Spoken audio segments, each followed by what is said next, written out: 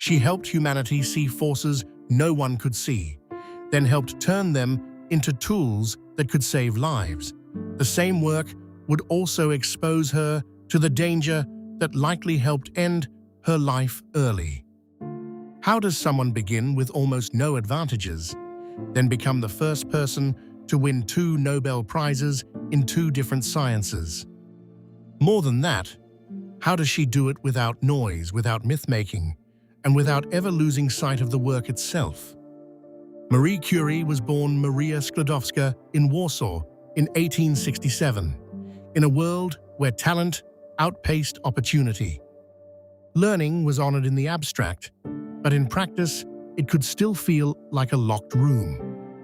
Her father taught mathematics and physics, so curiosity was present from the beginning.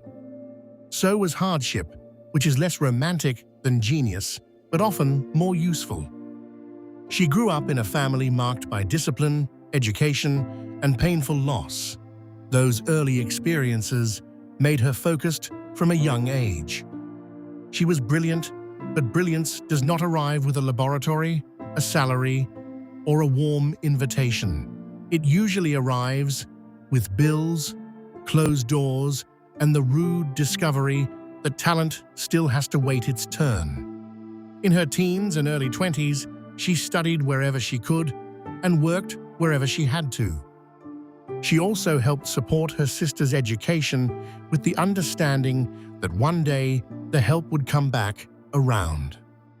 For a time, she worked as a governess and kept her larger ambitions alive almost in private.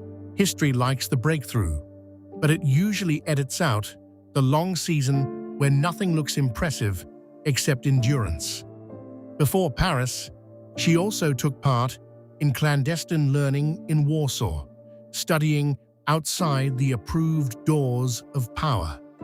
It was an early lesson that serious minds do not stop when the front entrance is locked. In 1891, at age 24, she left for Paris to study at the Sorbonne. She arrived with determination, very little money, and the kind of focus that can survive cold rooms and smaller meals than anyone should call inspiring. Paris gave her access to higher education, but not comfort. She studied hard, earned degrees in physics and mathematics, and built a reputation for quiet force rather than social sparkle. She was the sort of student who did not need to announce herself because everyone in the room could already feel her concentration. That is often the difference between ambition and vocation. One wants the future, and the other has already moved in. In 1894, she met Pierre Curie, a physicist whose temperament and intellect matched her own unusual steadiness. Their marriage the following year became one of history's rare partnerships that was deeply personal and scientifically consequential at the same time. Then, in 1896, Henri Becquerel discovered that uranium emitted strange rays, and Marie Curie decided to make that puzzle her own. That choice mattered because she approached it with patience instead of theater. Using careful measurements, she showed that the rays came from the atom itself rather than from some temporary chemical effect. At the time, that was a radical idea, and radical ideas do not always arrive wearing fireworks. Sometimes they enter quietly, make the old model impossible, and then stay. Marie soon found that pitchblende, a dark uranium ore, was more active than uranium alone should have been.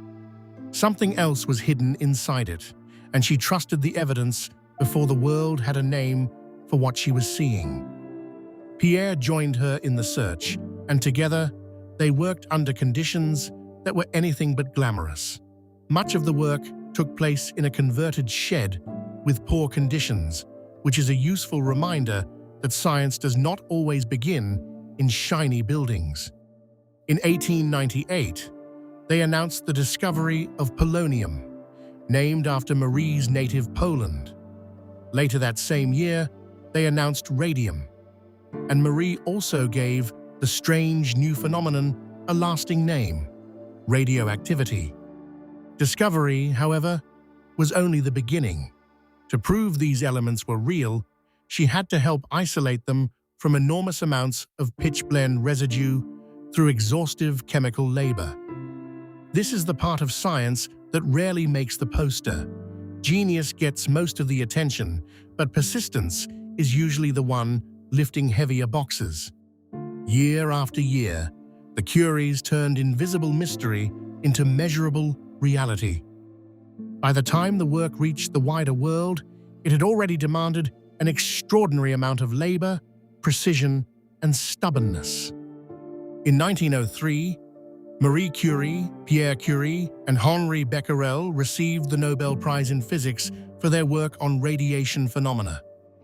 With that award, she became the first woman ever honored with a Nobel Prize, and her doctorate was completed in the same remarkable period.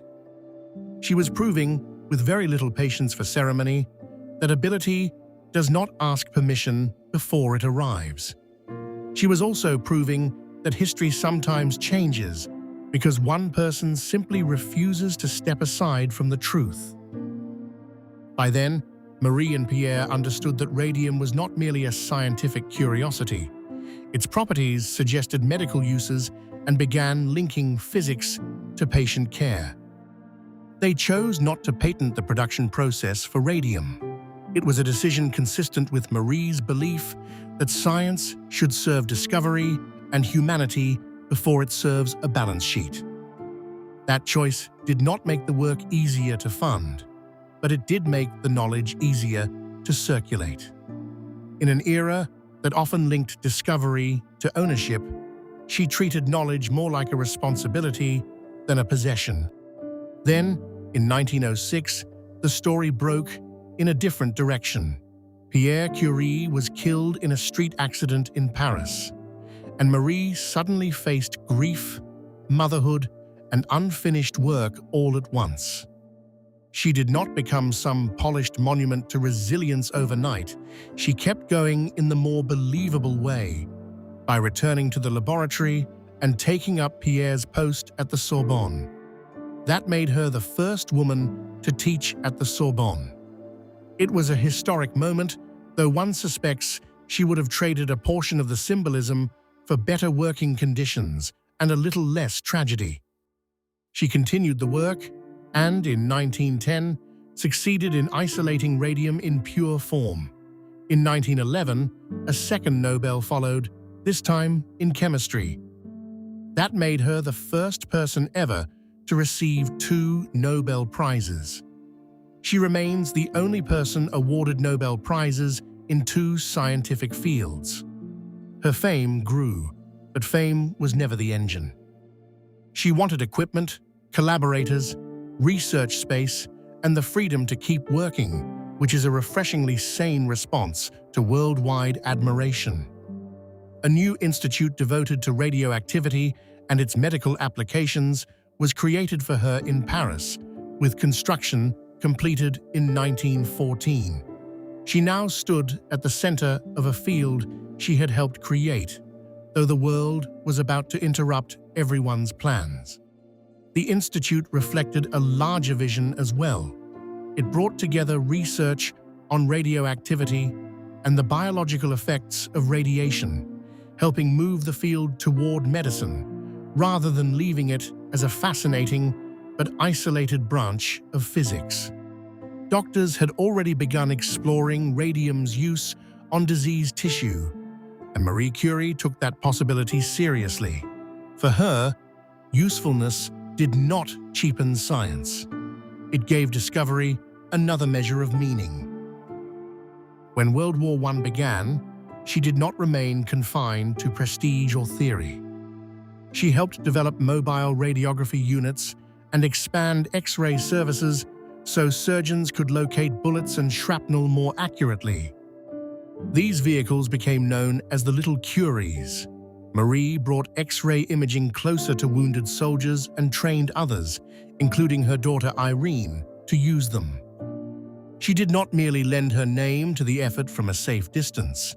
She organized equipment, supported training, and helped build a practical radiological service under urgent conditions. Once again, she showed that intellect is most impressive when it is willing to become useful. Knowledge born in the laboratory was pushed into service where it could do immediate good. The war years also exposed her repeatedly to radiation at a time when the dangers were not fully understood. Like many pioneers, she paid for new knowledge with flesh, partly because the map of risk had not yet been drawn. After the war, her work entered another long phase of building. Her institute became a major center for research and treatment, and in 1921, American donors helped provide a precious gram of radium to support further work in Paris. That episode added a distinctly human note to the story. She had already changed the world, yet even she still needed others to help keep the work alive. American women, through a fundraising campaign organized by Marie Maloney, answered that need with remarkable generosity. It was one of those moments when public admiration became something tangible enough to measure, transport, and put to work. In 1921, she traveled to the United States, where President Warren Harding formally marked the gift of radium at the White House. It was an unusually public moment for someone shy by nature, but it helped secure the future of her research and showed how strongly Americans had rallied to the cause. Marie Curie's later years were filled with work, leadership, and international respect, but her health declined. In 1934, she died of aplastic anemia, likely linked to prolonged exposure to radiation from her research and radiological work. The ending can feel cruel, and it is, but it should not shrink her story into tragedy alone, because her legacy is larger than the cost. She changed physics by helping reveal that the atom was not the solid, silent object many believed it to be. She changed chemistry by isolating new elements, and she helped open the modern age of radiology and radiation therapy. She also changed the idea of who gets to belong in science, not by slogan and not by performance, but by doing the work so well that history eventually had to adjust its seating chart. Her influence did not end with her own career. Her daughter Irene would later share a Nobel Prize in chemistry, making the Curie legacy feel less like a single blaze and more like a long, steady light. What makes Marie Curie unforgettable is not only brilliance. It is resolve, the calm kind, the kind that studies in secret, works in cold rooms, keeps notes, raises children, mourns honestly, and returns to the problem anyway. Her life reminds us that progress is often quieter than we expect. Sometimes it looks less like a flash of inspiration and more like a person refusing to stop when the work is harder than any motivational poster could hope to admit. That is why her story endures. She did not just discover radium and polonium or win famous prizes. She gave the modern world a deeper understanding of matter, a new path in medicine, and a standard of seriousness that still feels almost luminous.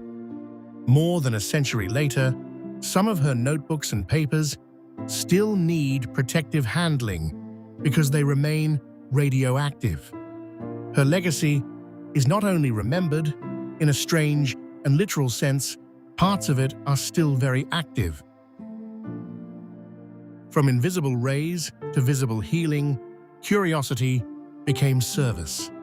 You're always welcome here at Illumentary.